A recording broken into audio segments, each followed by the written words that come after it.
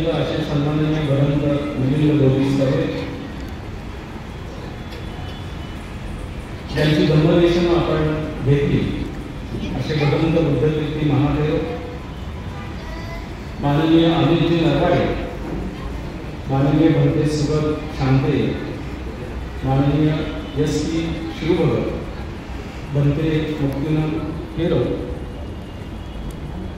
हा सगळा कार्यक्रम ज्यांनी आयोजित केला असे ॲडव्होकेट डॉक्टर यशवंत कुमार कसले, डॉक्टर सुनीलजी जाधव, माननीय प्राध्यापक शिवाजी कांबळे. मी सगळ्यांची नावं घेत बसलो तर खूप वेळ होईल. गफलत अशी झाली माझी आणि संयोजकांची की साहित्य संमेलनाचा अध्यक्ष म्हटल्यानंतर माझ्या डोक्यात वेगळंच होतं आणि यांना साहित्य संमेलनाचा अध्यक्ष काय असतो हे माहिती नव्हतं. त्यामुळे दोघांच्यामध्ये गडबड झाली आणि मी सकाळपासून संध्याकाळपर्यंत आता माझा नंबर येईल, आता माझा नंबर येईल म्हणत बसलेलो होतो. बौद्ध साहित्य परिषद महाराष्ट्र याचा मी अध्यक्ष आहे, संस्थापक आहे.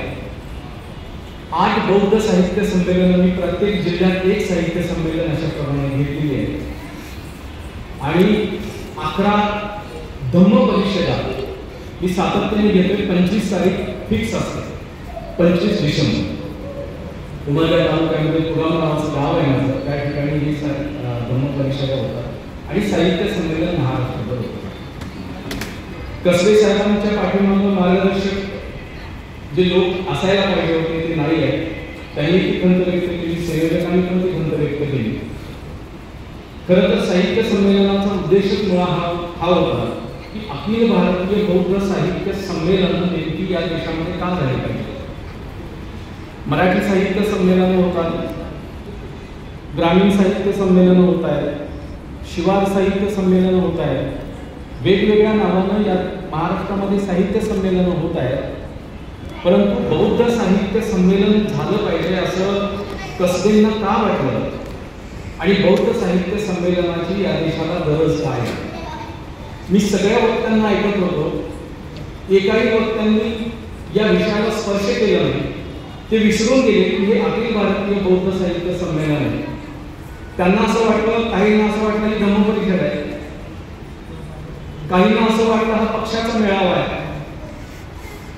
त्यामुळे गडबड अशी झाली संयोजकांनी आणि माझी पण मित्रांनो आता आलोच आहोत एकमेकांच्या समोर तर थोडासा सुसंवाद करूया. मी व्याख्यान वगैरे देते.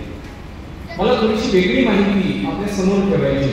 या साहित्य संमेलनाच्या निमित्तानं मला हे सांगायचं होतं की बौद्ध साहित्य हे या जगातल्या साहित्याची जननी आहे. जेही साहित्य निर्माण झालं त्याची जननी. त्याचं पहिलं उदाहरण तुम्हाला माहिती असेल जातक कथा. जातक कथा हे आपल्या देशातल्या आणि जगातल्या सगळ्यात पहिल्या कथा आहेत ज्या बुद्धांनी जगाला सांगितल्या. बुद्धांनी उपदेश केला आणि उपदेश करत असताना ते कथा सांगत उपदेश करायचे. ही जगातली पहिली कथा आहे, लिखित कथा आहे. त्याच्यानंतर आपण लक्षात घेतलं पाहिजे की या देशामध्ये 23 विद्यापीठं निर्माण झाली. सम्राट अशोकाच्या काळामध्ये काही विद्यापीठं निर्माण केली. एखाद्याच्या त्या संघमित्र असेल, महेंद्र असेल यांच्या वाढदिवसादिवशी विद्यापीठ स्थापन करणं म्हणजे आपल्या मुलाच्या आणि मुलीच्या वाढदिवसाला विद्यापीठ स्थापन करणं ही परंपरा म्हणजे शैक्षणिक परंपरा सम्राट अशोकापासून ते बाबासाहेब आंबेडकरांच्या पर्यंत येते. ही बौद्ध विद्यापीठ आहे आणि या पृथ्वी तलावरची ही पहिली 23 विद्यापीठ आहे. पृथ्वी तलावरची म्हणते. जगात आज लोकसंख्या आहे 750 कोटी जगभर या पृथ्वीवरती आणि त्यातलं इथं 200 कोटी लिहिले परंतु 350 करोड लोक बौद्ध धर्मीय आहेत, बौद्ध विचारांचे. म्हणजे अर्ध जग हे बौद्ध नाही.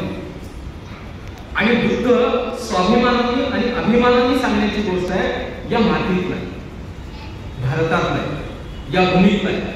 इथं तुम्ही कुठंही खोदून दाखवा तिथं बुद्ध येतो. कुठेही खोदा, तिथले मंदिर असतील, नाथ असा शब्द लागलेली जेवढेही या देशभरातली मंदिर आहेत ती बुद्ध मंदिर आहेत. नाक असं लागलेलं, कुठेही नाक लागलं. मग एवढं सगळं वास्तव आपल्या देशात असताना आपण अनभिज्ञपणे जगत आहोत. माझं म्हणणं असं आहे, एका वक्त्याने तो पूर्वसूर काढलेला होता. त्यांनी असं सांगितलं की आपला शत्रू निश्चित झाला पाहिजे. आणि हा शत्रू कोण आहे तो बाबासाहेबांनी स्पष्टपणे सांगितले. बाबासाहेबांनी 3 भारताचा उल्लेख केला होता. पहिला भारत त्यांनी सांगितला ब्राह्मणी भारत, दुसरा भारत सांगितला बौद्ध भारत आणि तिसरा भारत सांगितला हिंदू भारत. या 3 भारतांचा इतिहास बाबासाहेब आंबेडकरांनी इतक्या सखोलपणे केला, अभ्यास इतक्या सखोलपणे केला, त्यांना 18 तास सुद्धा कमी पडायचे. बाबासाहेबांनी संविधान लिहिण्यासाठी जेवढे कष्ट केले त्याच्यापूर्वी त्यांचा जो अभ्यास होता तो हाच होता, या 3 भारतांची निर्मिती या देशात झालेली कशी. आणि म्हणून बाबासाहेब आंबेडकरांनी जो 14 भारत या देशामध्ये निर्माण केला त्याला आपण आंबेडकर भारत म्हणतो. आता अस्तित्वात असलेला ज्याला प्रजासत्ताक भारत असं आपण म्हणतो. 3 भारतांचा इतिहास बाबासाहेबांनी बघितला. क्रांती प्रतिक्रांती नंतर हे सगळे देश लयाला गेले, उदयास आले. 1250 वर्ष या भूमीवरती असलेला बौद्ध भारत इथल्या हिंदू व्यवस्थेने उद्ध्वस्त केला, ज्याला वैदिक व्यवस्थाच आपण म्हणतो. हे हिंदू सगळे बौद्धच आहेत. पण तरीही आपण हे सगळं कधी समजून घेतलं नाही. शत्रू निश्चित झाला नाही. क्रांती प्रतिक्रांती ही कुणामध्ये नेमकी झाली हे आपल्या लक्षात आलं नाही. बाबासाहेबांनी स्पष्टपणे सांगितलंय की वैदिक वर्ग जो आहे, जो ब्राह्मणी नावाने आज अस्तित्वात आहे, तो वर्ग आणि मूळ भारतीय यांच्यामधला हा संघर्ष आहे. आणि आजही जो संघर्ष या मातीत चालू आहे तो आपल्याला लक्षात येत नाही. स्वातंत्र्याच्या आंदोलनाचा इतिहास इथं सांगितला जातो. ते स्वातंत्र्याचं आंदोलन या देशात कधीच झालं नाही. 15 ऑगस्ट वगैरे हे स्वातंत्र्याच्या आंदोलनाची तारीख नाहीच आहे. 26 जानेवारी 1950 ला या देशामध्ये खऱ्या अर्थाने पुन्हा एकदा अशोकाचा भारत, सुवर्ण भारत बाबासाहेब आंबेडकरांनी पुनर्मुद्रित केला. तो आपल्या हातामध्ये देण्याचा प्रयत्न केला. आणि त्याच दरम्यान जेव्हा डॉक्टर बाबासाहेब आंबेडकर हा देश स्वतंत्र करण्यासाठी या देशामध्ये एकटे लढत होते, तेव्हा संघासारखे, खेडगेवारांसारखे जनावरांचे डॉक्टर या देशातल्या माणसांना भूल देण्यासाठी काम करत होते. आज 100 वर्ष त्या लोकांना होत आहे. इतिहास निर्माण करण्यासाठी नाही तर तुम्हाला या मातीत गाडण्यासाठी काम केलेलं आहे. आणि आज ते यशस्वीतेकडे वाटचाल करतायत तुमच्या माझ्या अज्ञानाने. ह्या गोष्टी का लक्षात येत नाहीत आपल्याला? आज आपला गवई नावाचे सरन्यायाधीश मानला जातो. काय कारण असतं हे? आपण गवईंचे दोष काढू शकतो, गवई असेच आहेत तसेच आहेत, आपण काही म्हणू शकतो. परंतु ही जी व्यवस्था आहे ही व्यवस्था नीट लक्षात घ्या. सरन्यायाधीशावरती चप्पल फेकणं आणि सरन्यायाधीशांनी त्यांना उदारतेनं माफ करणं या पण गोष्टी आपल्याला नीट समजता आल्या पाहिजे. एक अनिल मिश्रा नावाचा ब्राह्मण थेट सांगतो की बाबासाहेब आंबेडकरांनी या देशाचं संविधान लिहिलं नाही, ते BN राव यांनी लिहिलं. BN राव स्वतः बाबासाहेब आंबेडकरांचं उदो करतायत. BN रावांनी स्वतः बाबासाहेब आंबेडकरांचं कौतुक केलेलं आहे. या सगळ्या गोष्टी तुमच्या माझ्यापर्यंत येऊन सुद्धा आपण अत्यंत शांतपणे बसलेलं बौद्ध साहित्य संमेलन मला वाटतं आपला शत्रू निश्चित करण्यासाठी व्हायला पाहिजे.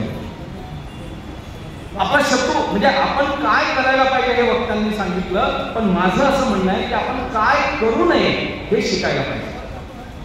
आपण तिथंच होतो. आणि म्हणून सगळ्यात मोठ्या गफलती आपल्या देशामध्ये झालेल्या आहेत. मित्रांनो, भारत हा बौद्धांचा देश आहे. याच्यामध्ये दुसऱ्या कुणाचाही हस्तक्षेप नाही, कुणाचाही वाटा नाही.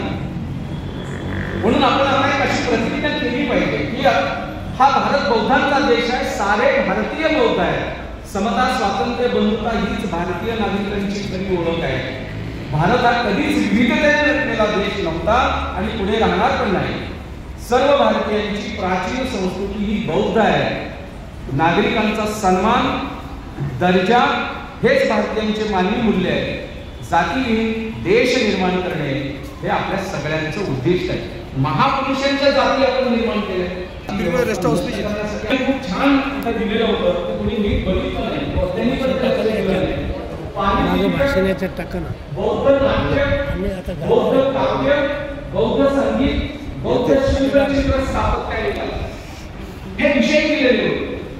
याच्यावरती मग त्यांनी बोलायला हवं.